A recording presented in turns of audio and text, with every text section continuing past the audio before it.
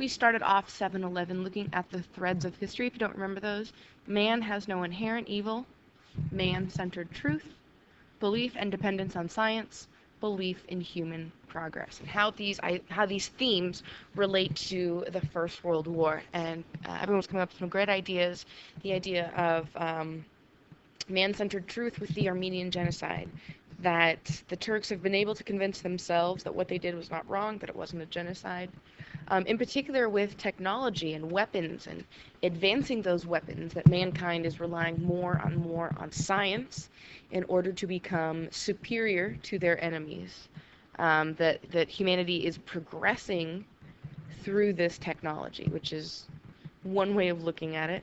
But all of it really is showing the sort of the summative statement of these threads of history, that humanity, without faith and reliance on God, eventually creates destruction. We're studying that destruction. We're studying what happens when man relies too much on himself. Okay, so we're talking about total war. Okay, so we're talking about total war not relating to a video game, but having to do with new modern war that is entirely reliant on an entire society.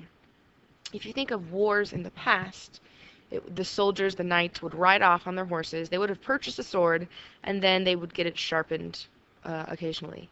But now, modern mechanized warfare causes sort of an industry, a business of war. You have to have a factory produce the boots that soldiers wear. You need a factory that makes the guns and bullets. Also, total war relies on the involvement of civilians, not just the soldiers. So even though the soldiers in the Army and the Navy, they're the ones fighting the war, that wars cannot be won without the support of the populace. So in this propaganda poster here, we're seeing this encouragement to get involved. You might not be a soldier. If you are, that's wonderful, but it's okay if you're not. There's still work for you to do. You can be a nurse. You can work in a munitions factory. You can work for the government. There are still things you can do. Another element of total warfare is the involvement of the government. And the first time we really see this is in the Shell crisis. Now, war was good for the economy. It was good for business because now all of these private companies, private businesses are manufacturing goods for war materiel.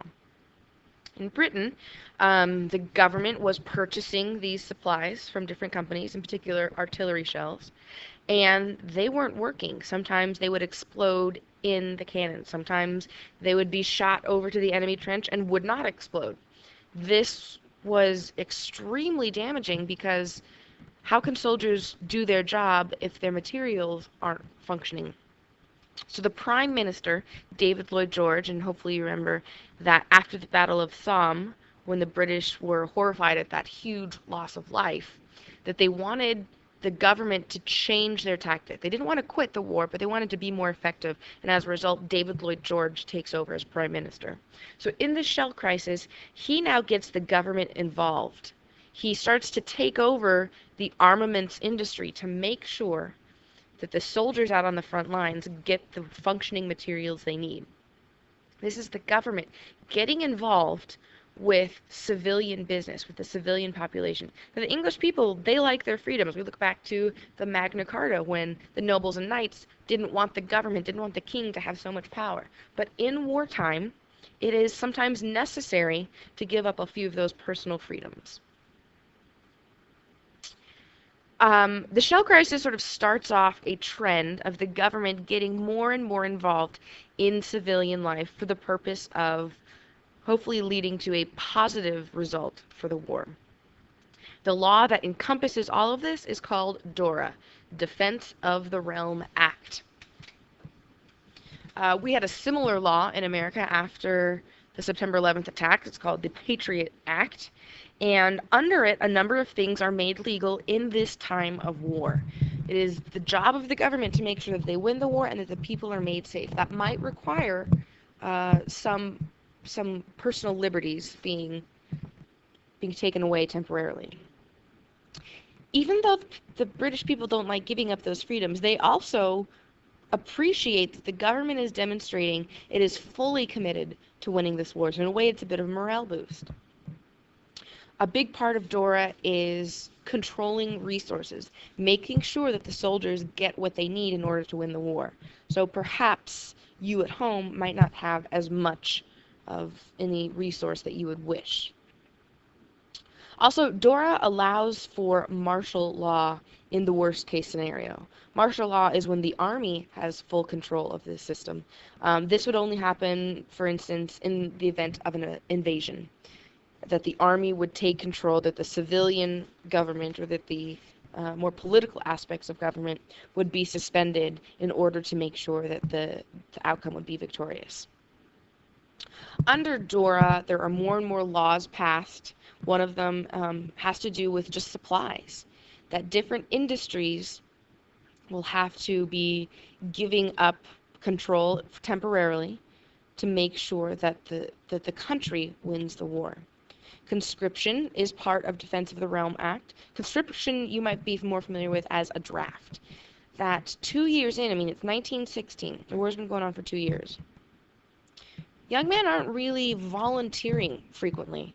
We talked about at the beginning of the war, they were very excited. They were thrilled to sign up for a new adventure.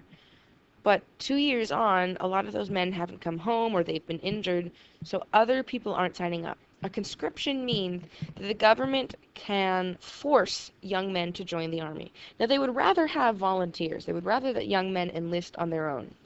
But if necessary, in order to win the war, the government will force people to join the army if they have to. And I love this propaganda. They're using an emotion. They're trying to elicit an emotional response, trying to almost guilt men into volunteering. Then there's rationing.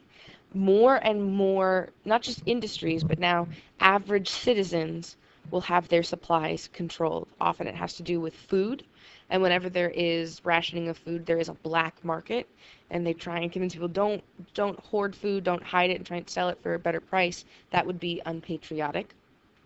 I love this one. Sometimes rationing is about fabrics or supplies or rationing labor. In this case, it's saying don't buy fancy new clothes when those workers should be producing parachutes or uniforms or boots for the soldiers. So don't be selfish. Maybe it has to convince you that you should create a vegetable garden. Don't go to the shop and buy more food that we could be sending over to the soldiers. Make your own. Another element of total war is censorship, controlling the information that gets to the general public. Over here you see a couple images of letters written by soldiers home, and the one on the top has been released by the censor. Everything in it is okay. The government, the military was reading all these letters that the men were sending home. Down at the bottom there is a telegraph, and parts of it have been, it's called redacted. Parts have been removed by the censor because there's a couple of reasons they could do this. The government doesn't want certain information getting to the general public yet, or perhaps the soldier was writing about a location he was in that is sensitive information, or the fear that this information could get into the wrong hands. So that is limiting the amount of information that gets out there. Then propaganda would be changing or adapting the information to get the result you want. This is what your homework was about, and these 4 styles. We've got recruiting, sometimes using guilt, are you absent? Sometimes trying to use friendship and, hey, all your buds are over in France, you should be over there too. Here we have definitely using the guilt factor. Dad, what did you do in the Great War? And trying to convince men, don't be a coward. Don't have to tell your children you didn't do anything. Sign up today. Then we have dehumanizing the enemy, as we are seeing in All Quiet on the Western Front, when Paul is realizing that the Russians are just like him. They're technically his enemy, but only because of a piece of paper that the government signed. The army, the military, the country does not want soldiers feeling that way, does not want civilians feeling that way. Otherwise, they wouldn't support the war. So you have to convince yourself that your enemy is so beyond evil. We have examples of sort of British and French propaganda that the German has blood on his hands and is out to destroy the innocent young women of the world. But then on the top right, you have a German version that the British are out to control everything, that they are spinning their evil web. Sometimes very sensational tactics used, referencing the Lusitania sinking, referencing referencing events that would try and inspire people to join. And one of my favorites, the idea of these rumors that were so horrible. Here's some French propaganda showing a German soldier killing a little baby. Now, this never happened, but there were plenty of rumors and propaganda um, describing the Germans as vicious baby killers. That is how you convince a country to keep fighting. In Germany, the same thing happened. There were rumors that the British and French were poisoning the wells of German civilians. Didn't happen. But it is the idea of continuing this hatred of your enemy. Then there's the home front. Not everyone's going to be in the army. Some people are going to have to stay home. So what can they do? They can encourage their loved ones to join the army. They can knit socks. They can buy war bonds, which means you pay cash right now, and the government gives you a certificate that says they will pay you back in 20, 30 years with interest. Because the government needs money now. Maybe it has to do with baking your own bread, making your own jam, growing your own garden, because you don't want to take supplies that could be given to the soldiers in the front lines. Definitely, again, we're seeing that guilt factor, using guilt to get the response that they want. And then there's general encouragement. This is just to remind them, hey, we're not in this alone. We have allies. Keep going. We're going to be victorious. That's it for 7-11.